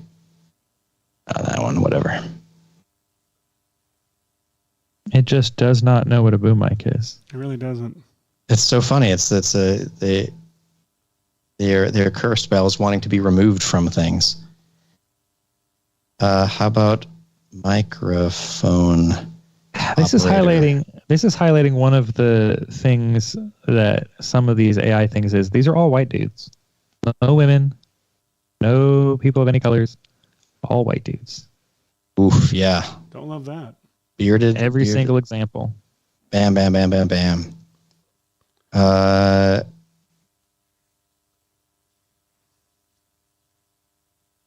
And holding. Yeah, 3 minutes. 3 minutes. 3 minutes.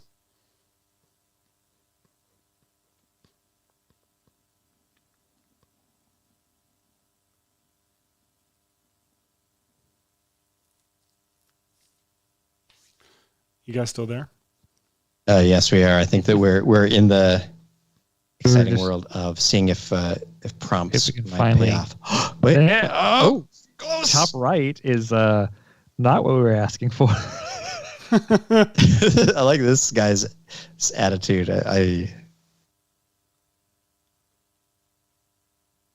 let's try another set of previews to see if one of these.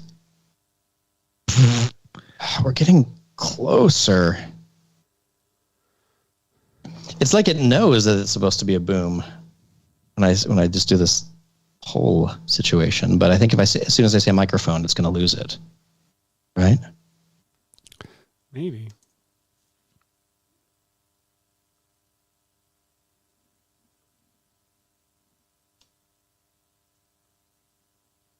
I like that top right one. Top right. This one? It's been getting us some good Top right. Top right is the one to.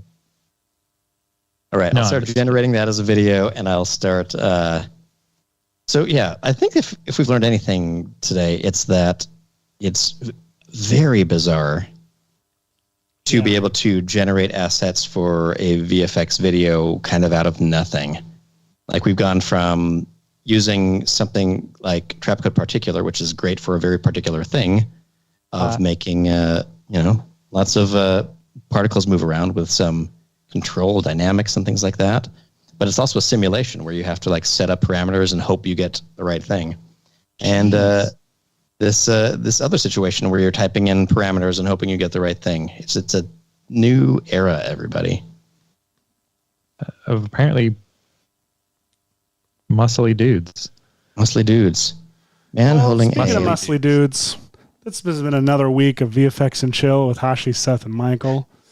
And Guys, I love this time with you. We were just saying before the show how we do the show even if we weren't getting paid to do it. But please keep paying us, everyone. Whoever's out there. Thank you so much for watching this week, guys. Thanks for doing the show again. And if you need to find us, Google us. I don't have any of the information in front of me. Anything else we want to say before we go? Any Nolan results, Red Giant share them news with you at the beginning of next week. And if you can get Generative Phil to generate a boom mic, send it to us, please. Thank you. Ooh, yeah, good. It's a challenge, a generative fill challenge. Yeah. And if you missed it at the top of the show, All right. What? if you missed it at the top of the show, Trapcode got to release a new update on Wednesday, as did Redshift. New release came out, and ZBrush dropped a new release yesterday with a bunch of new features. Go to Maxon's website to the little news section to learn all about it. But I'm very excited with the new Trapcode stuff, especially the child inheritance updates. They make me very happy. I love inheriting Absolutely. children. Please do go do that, everybody. Child inheritance. It's the theme. Hey, everyone. We love you. Have a great week.